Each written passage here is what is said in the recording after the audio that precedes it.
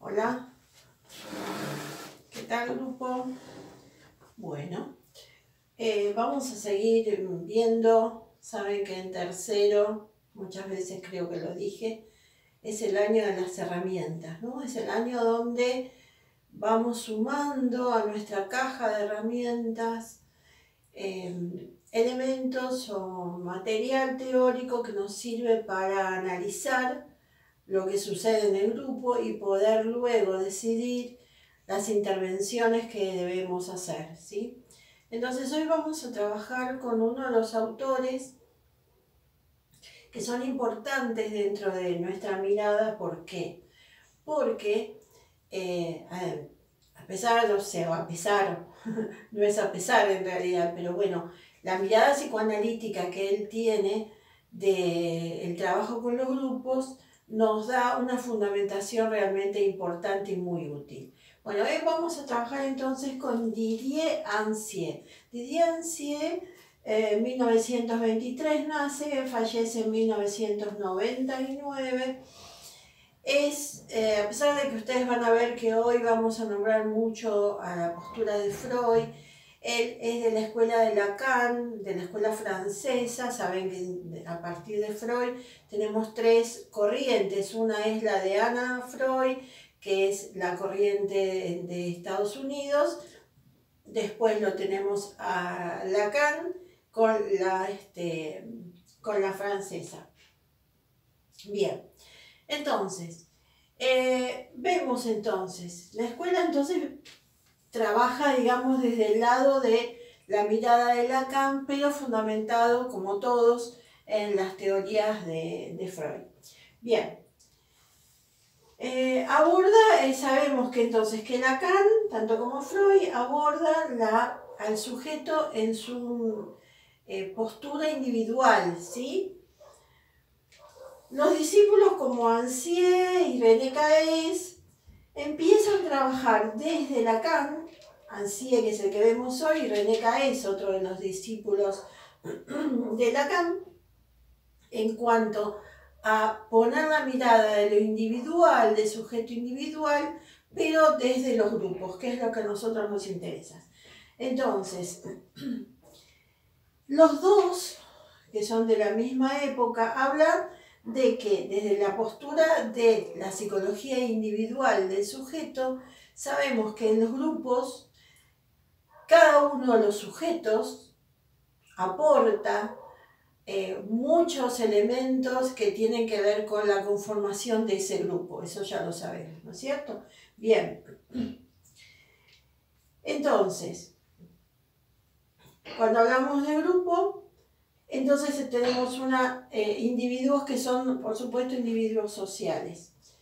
La psicología social no es psicología de los grupos, ¿no es cierto? Solamente sabemos que no es contradictorio, sino que en los grupos está involucrado lo que es la familia, lo que es la escuela, todo lo que lleva como verticalidad cada uno de los individuos, de los sujetos que intervienen en los grupos. Por eso se entrelazan tanto las dos posturas, lo individual y lo grupal. Bueno, entonces, desde el psicoanálisis tenemos un cuerpo teórico para analizar y comprender los grupos, que es lo que estábamos diciendo ahora. Desde el psicoanálisis sabemos que vemos lo inconsciente que se realiza con el otro. ¿Desde dónde? ¿De dónde está esa demostración del inconsciente? Desde la palabra, a través de la palabra, por los chistes, los olvidos, el acto fallido, el lapsus lingui, ¿no? Esas cuestiones que, si lo sabemos leer dentro de la actividad grupal, dentro del circular de la palabra en el grupo, se van manifestando, ¿sí? Desde lo inconsciente.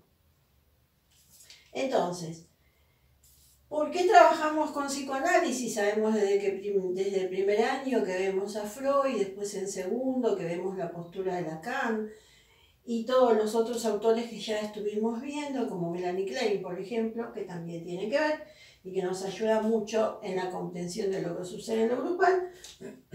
Psicoanálisis para la lectura, entonces, con todos estos elementos que estamos hablando, con la lectura de lo latente. Bien. Hablamos de esto, de esta parte de lo inconsciente, ¿no? Y entonces tenemos que trabajar y ver y comprender, que ya lo hablamos muchas veces también, el fantasma, circulación y resonancia fantasmática, que son escenificaciones imaginarias presentes en el sujeto, ¿sí? O sea, cuando hablamos de fantasma, de fantasmática, sabemos ya a esta altura a qué nos estamos refiriendo. Entonces, fantasma es significación imaginaria presente en el sujeto, es a nivel consciente y es a nivel inconsciente. Consciente, los sueños diurnos, las ensoñaciones a nivel consciente, lo inconsciente, las estructuras subyacentes y conscientes y conscientes imaginarios, que luego lo vamos a ver en detalle: intrauterino, castración, escena primaria o primera. Bien, entonces, para Dancier, circulación fantasmática, fantasma con la idea que el grupo lo juegue. ¿Qué quiere decir esto? Cuando estamos en un grupo, cuando llegamos a un grupo, no solamente en el primer momento cuando estamos en la formación de ese grupo, todos llevamos nuestras ansiedades, todos llevamos consciente e inconscientemente qué queremos mostrar o qué queremos no mostrar en esa configuración grupal. Miren esto acá, ¿no? Ya sabemos que nos estamos refiriendo al grupo. Entonces, para Dancier, fantasma con la idea que el grupo lo juegue, ¿sí? Es decir, nosotros llevamos esas ansiedades, que también luego vamos a hablar un poco, a nivel inconsciente, para que en el grupo se juegue, pero son muchos los integrantes de ese grupo. Entonces, hay uno, en un momento, luego puede ser que lo asuma otro, que es el que puede poner en escena esa escena que quiere mostrar. Y los otros integrantes del grupo lo juegan con él, ¿sí? Entonces, esa circulación fantasmática a eso se refiere, ¿no es cierto? Cuando uno de los integrantes se impone y se juega la escena que él quiere jugar. ¿Por qué? Porque los demás se lo permitieron. En otro momento será otro, ¿no?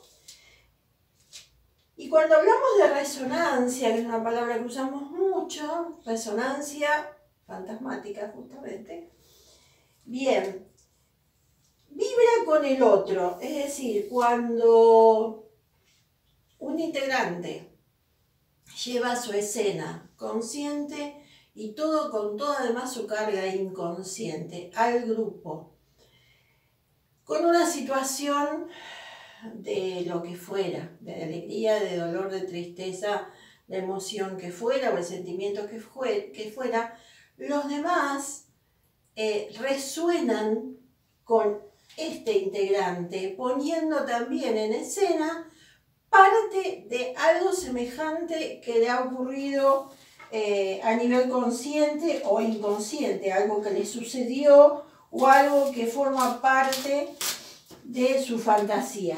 Entonces, entre todos juegan la escena que quiere jugar, en este caso, ese integrante del grupo, que es el que pudo hacer prevalecer su escena en este momento, que luego, por supuesto, va a ser cambiada por otro. Bien. Grupo, también archi conocido por nosotros, esto que vamos a decir ahora, pero visto desde la mirada de Dancier. Grupo, espejo roto o facetado, en esa resonancia fantasmática, donde distintos roles se juega cada sujeto Ahora lo explicamos, por supuesto. Mensajes variados y contradictorios. A ver, empezamos de nuevo. Grupo, espejo roto fantaseado. Cada uno sabemos que con la mirada del otro se juegan distintas fases, distintas cuestiones que tienen que ver con cada uno de los integrantes del grupo y que nos va mostrando, como ese espejo roto donde hay distintas imágenes, lo que cada uno de nosotros está jugando dentro de ese grupo en ese momento, ¿no? Y en eso que hablábamos antes, la resonancia fantasmática, distintos roles de cada sujeto, mensajes variados y contradictorios. Todo eso hace a ese espejo roto, a ese grupo espejo, donde se van reflejando las distintas características, las distintas problemáticas, donde vamos aprendiendo todos con todos, cuando es el momento de aprender, cuando estamos en el momento de poder recibir lo que el otro me da, en cuanto a lo que soy, a lo que digo, a lo que voy comprendiendo de mí, ¿sí? Como integrante del grupo. Sabemos que eso no es automático, sabemos que eso es un proceso donde puede llevar poco tiempo, puede llevar mucho, puede aparecer cuestiones dolorosas, por decirlo de alguna manera, en el grupo en cuanto a la resonancia que produce. Y en algún momento, si el que lo recibe está en condiciones de recibirlo, va, como decimos, a hacerle ese clic, ¿no? Que hace que pueda dar como valioso lo que le está devolviendo ese grupo, ¿sí? Bien, entonces, decimos que en este grupo espejo, o espejo roto, o multifacetado, la identidad está en cuestión, se pierde la individualidad por la descentración. Lo sabemos de sobra. Cuando estamos en un grupo, no somos, nuestro ego queda circunscripto a todos integrantes que forman ese grupo. Entonces, se pierde la individualidad por la descentración, porque no somos uno, las miradas están puestas en nosotros, pero en forma a lo mejor alternada. Podemos poner la palabra no en todo el tiempo. Tenemos que esperar, tenemos que no ser ansiosos, tenemos que reflexionar para poder intervenir y formar parte de ese grupo. Entonces, por eso hablamos de que se pierde la individualidad por la descentración, porque no somos el centro. Bien. Vamos a hablar un poco de las estructuras universales, ¿no? De lo que sabemos ya, por ejemplo, con respecto a Freud y a lo que habla Pichon y a, por ejemplo, Melanie Klein, que ya la vieron. Ansiedades, que son las estructuras defensivas, ¿no? Pichon habla de la ansiedad básica, miedos básicos, dice él. Pérdidas y ataques, miedo a la pérdida de lo seguro, miedo al ataque de lo nuevo, cuando estamos en grupo. Melanie Klein habla de las ansiedades psicóticas, no como psicótico de enfermedad, sino de lo más arcaico, es decir, lo más infantil, lo que tenemos de base, ¿sí? Y Bion habla de los supuestos básicos. Bien, entonces, ¿qué dice Ansiedad? Ansiedades, estructuras defensivas, ¿qué dice Ansiedad? Vamos a ver las estructuras universales. En base a todas estas miradas psicoanalíticas que tiene Ansiedad y Diancien,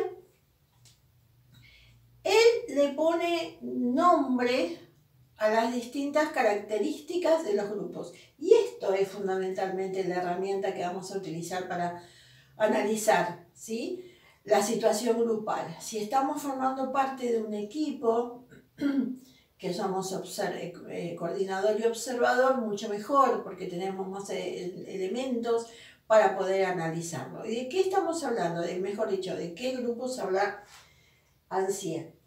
Grupo ilusión, que generalmente decimos que es, o grupo ideal, que es el grupo que recién comienza, que todos tratan de aglutinarse para formar ese grupo y entonces es como que es el grupo sin defectos, sin problemas, ya lo hablamos en otros casos de esto.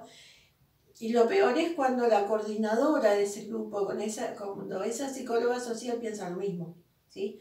Entonces, ¿qué pasa ahí? Si es un grupo de ilusión,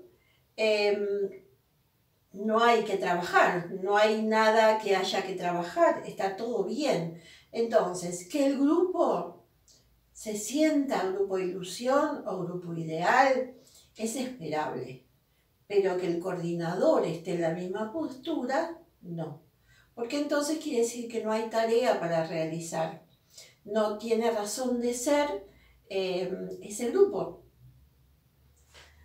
Porque no hay nada que trabajar, ¿no? Grupo ilusión, perfecto, ideal. Grupo boca, demandante, satisfacción y destrucción. ¿Por qué habla de grupo boca? Ese grupo demandante que demanda ¿a quién? A la coordinadora, que todo le pueda dar, que todas las dudas se las pueda sacar la coordinadora, no se trabaja, no se está trabajando el grupo, ¿sí? Entonces, es demandante y si esa coordinadora le hace el juego, digamos, a esa demanda, entonces realmente tampoco se trabaja la tarea. Y si es demandante y se satisface eso que está pidiendo el grupo, evidentemente está estancado. Entonces no hay progreso y no se trabaja la tarea, ¿no? Bien. Otro de los tipos de grupos de que hablan es el fantasma de rotura. Despedazamiento.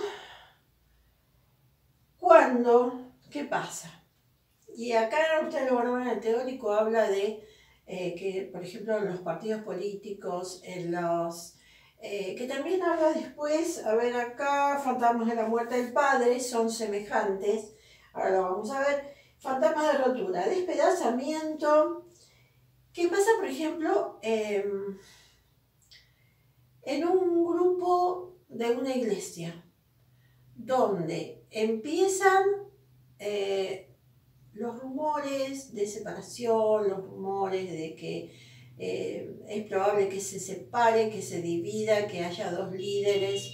Entonces, ¿qué pasa en ese grupo? En ese grupo hay una inquietud, hay una preocupación, hay una incertidumbre de que ese grupo se va a desmembrar.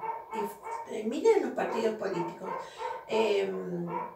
las internas, ¿no?, de los partidos políticos, donde hay muchos en nuestra historia argentina y por supuesto en nuestra historia mundial, donde de un mismo grupo surgen luego distintos líderes y se va haciendo esa separación. Luego, ¿por qué dice fantasma de rotura acá? Porque es una inquietud, es algo a nivel consciente, pero fundamentalmente a ese nivel inconsciente de la pérdida de la estabilidad, de lo seguro, ¿no? De lo, como dice Pichón, del miedo a la pérdida y el miedo al ataque, a la pérdida de lo que ya teníamos constituido y al ataque de algo nuevo que no sabemos cómo puede continuar. Bueno, seguimos entonces. Grupo máquina. Dice ser tragado, confabulación. Bueno, ven que hay muchas semejanzas, ahora lo van a ver en lo que vamos a decir en cada uno de los grupos, ¿no? En cuanto a este grupo de fantasma de rotura y grupo máquina. Dice ser tragado por la máquina, es decir, no que sea un grupo donde todo funciona como una maquinita, como un reloj, sino como esos grupos donde todo funciona como automáticamente, ¿no? Y de tal manera, piensan en una empresa, en una institución cualquiera, donde estas cosas suceden, donde se pierde esa individualidad, donde no hay participación, donde la organización hace que nos sentamos como que esa máquina que es el grupo, nos va a tragar, nos va a hacer desaparecer. Luego, grupo organismo.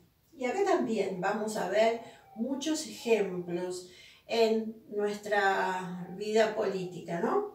Dice, entidad viviente, miembros u órganos. Por ejemplo, así decimos, esta persona es la cabeza del grupo. Este otro es el corazón del grupo.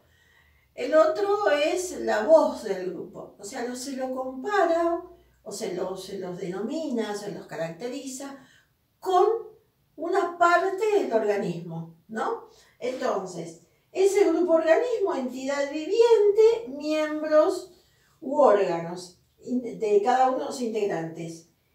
Y este que también es muy interesante, fantasma de la muerte del padre,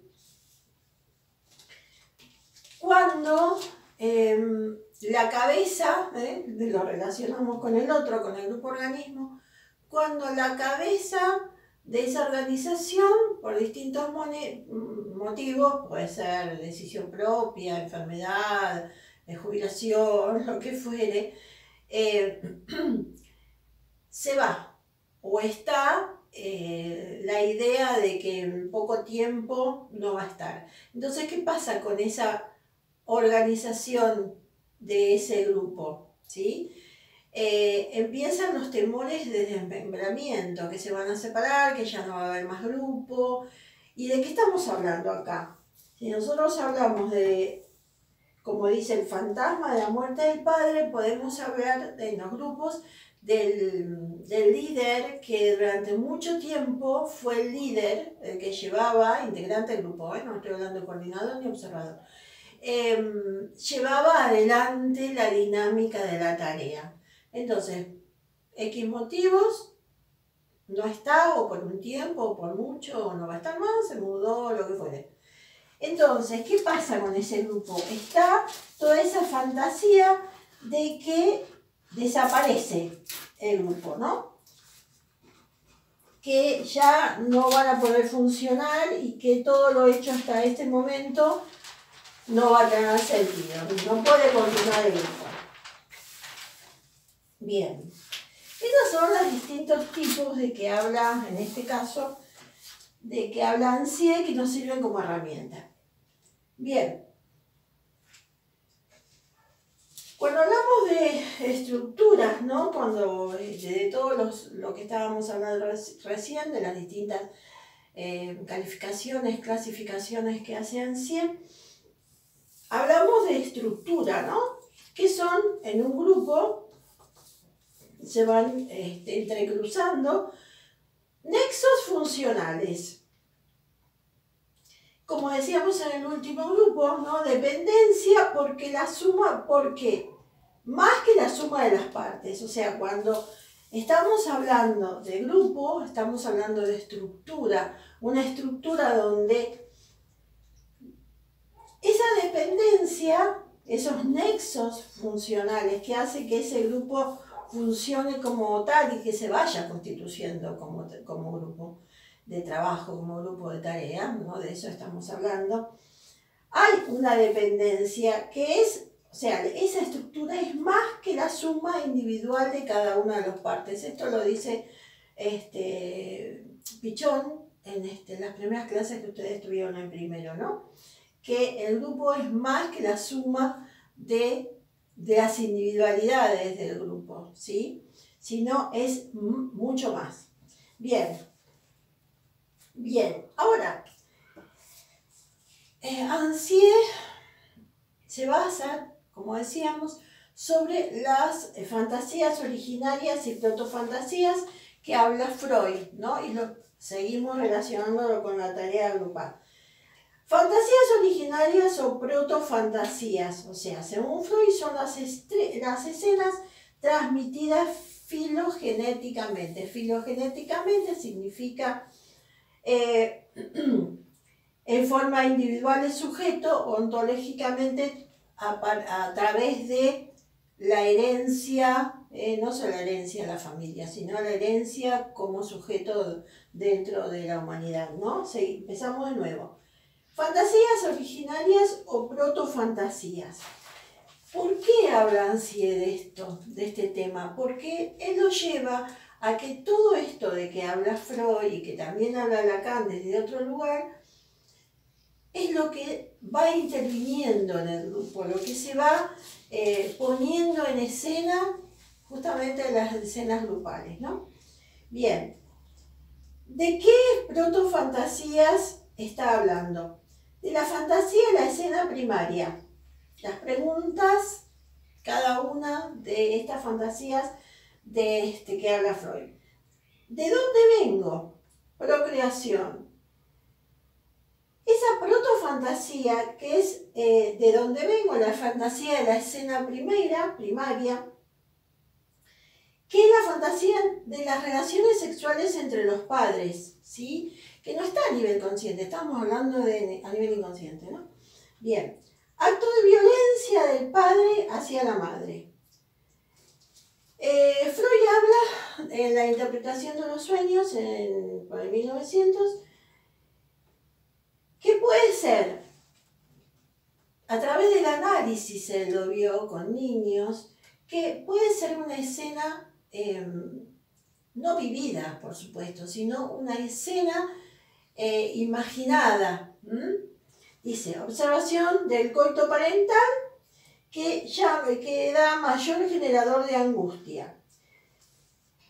Si no se presencia, hay indicios, ¿sí? Es decir, eso que es, porque uno piensa como en un niño puede surgir esto, ¿no? Si no estamos muy al tanto de lo que es la postura de Freud.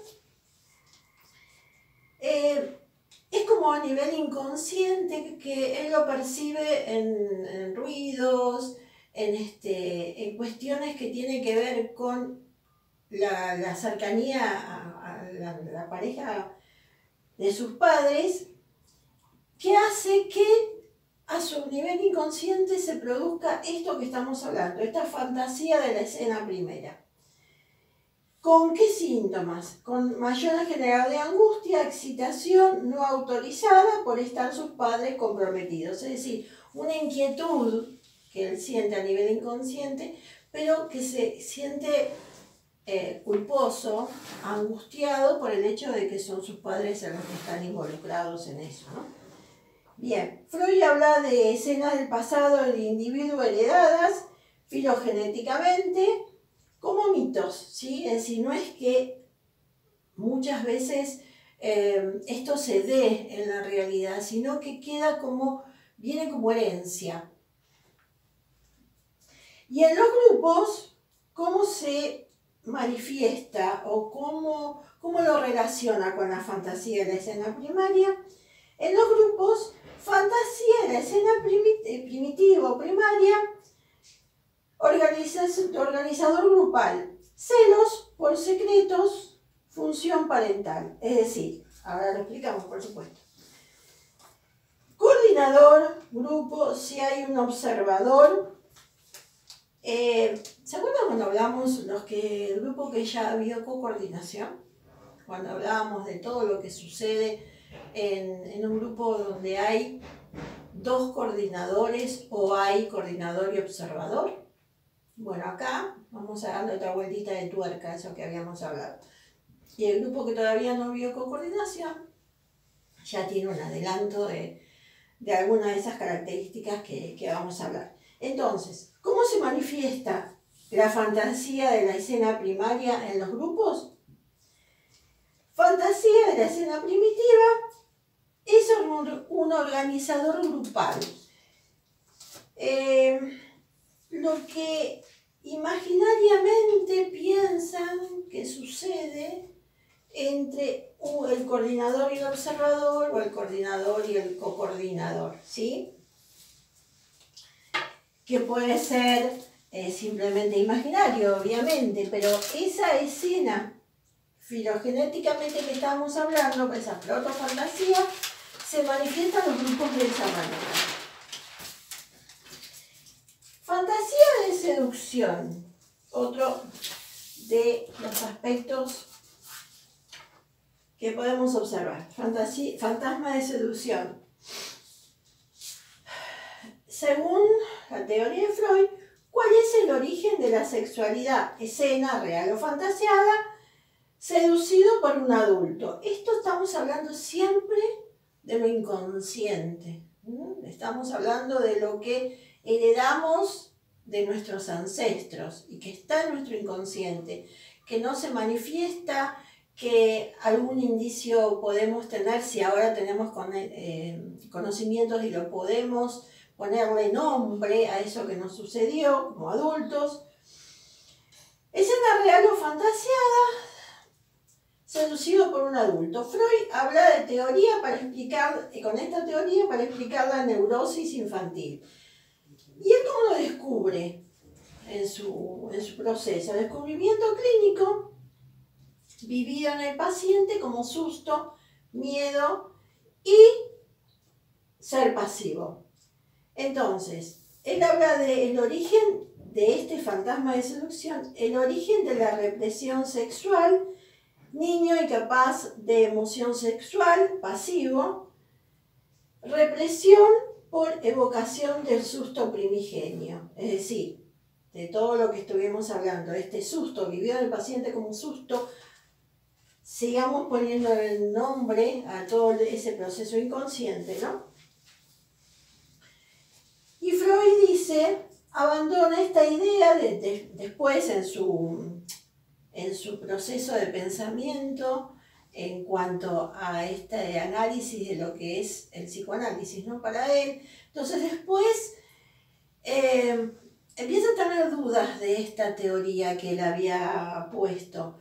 ¿Por qué? Porque muchos de los pacientes, de los niños pacientes de él, eran, sus padres eran amigos de Freud.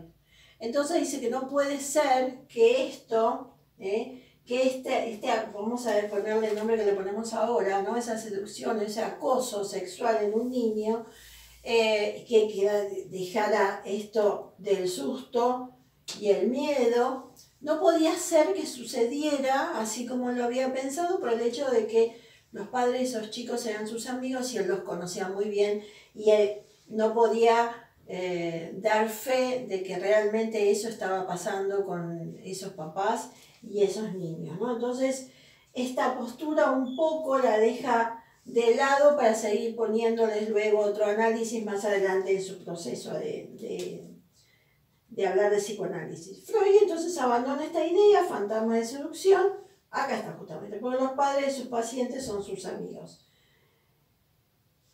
Reconstrucción fantasmática habla de la realidad psíquica, cómo se presenta en los grupos.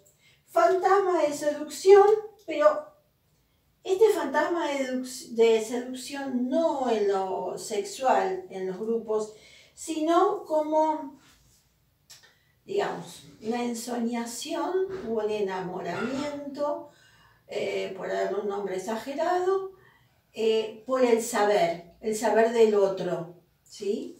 Entonces, fantasma de seducción por el saber justamente del otro, directamente saber de qué se trata lo sexual.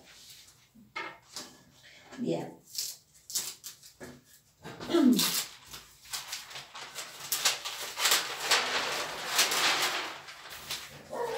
Otro de los fantasmas que lo pone como análisis en lo grupal ancien es el fantasma de castración. ¿Cuál es el origen de las diferencias sexuales anatómicas? Premisa universal del falo: todos tuvimos penes, las mujeres lo perdieron. Esto ya lo sabemos de la teoría de Freud primero. Varón: amenaza paterna por acto sexual por Edipo. Es decir, estos fantasmas, que son los fantasmas primarios, los fantasmas que heredamos filogenéticamente. Amenaza paterna, ¿por qué? Por el Edipo, por ese enamoramiento a quien, a su mamá. Amenaza paterna, y entonces ese varón, miedo de pérdida de su pene, por esa angustia de castración en manos del papá. Padre ejecutor de la castración. Castración, envidia del pene, tabú de la virginidad, que produce baja autoestima.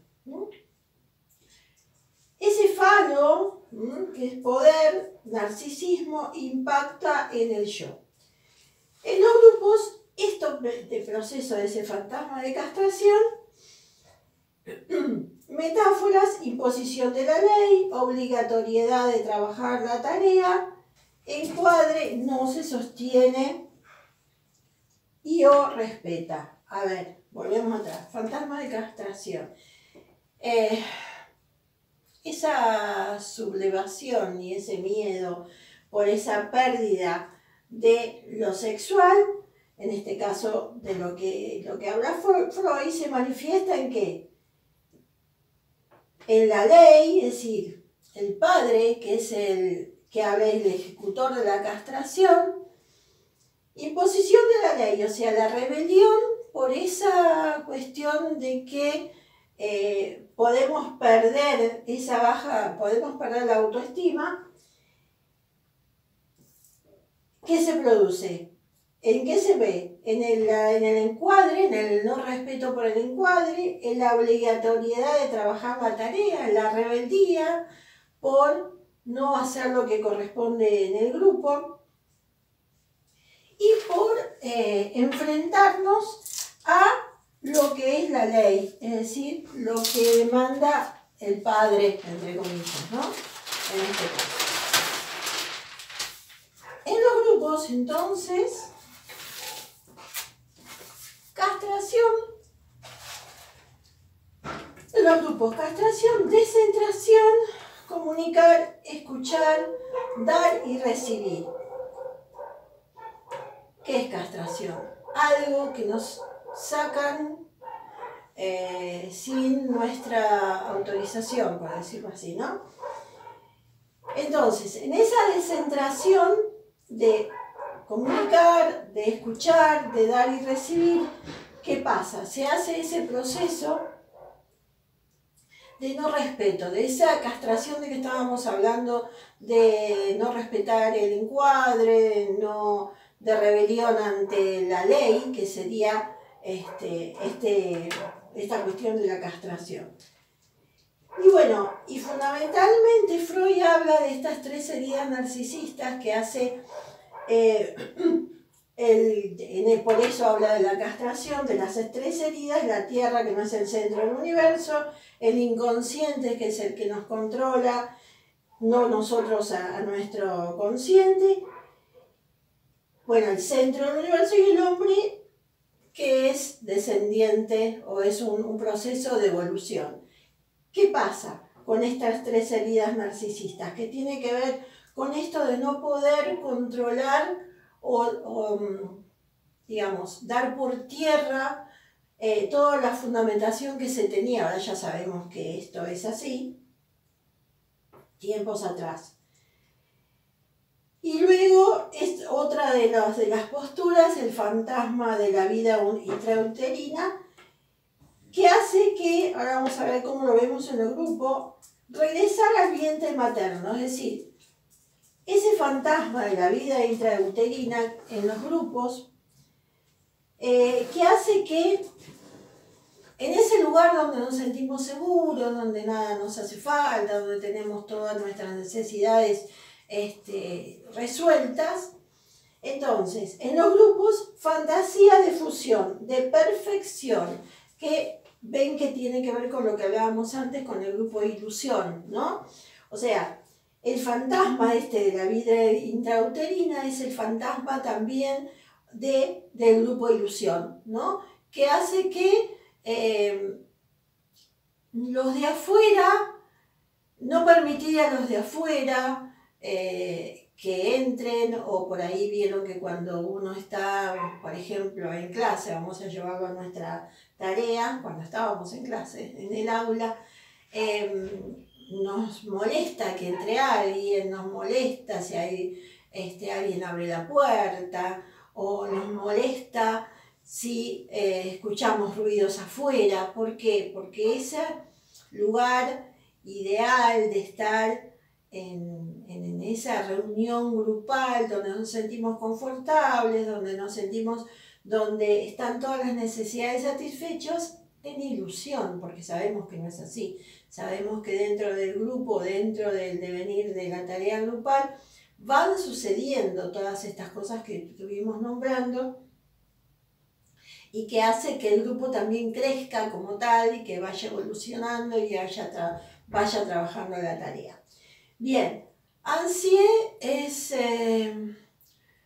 muy importante para nosotros, ¿sí? Como herramienta para poder analizar.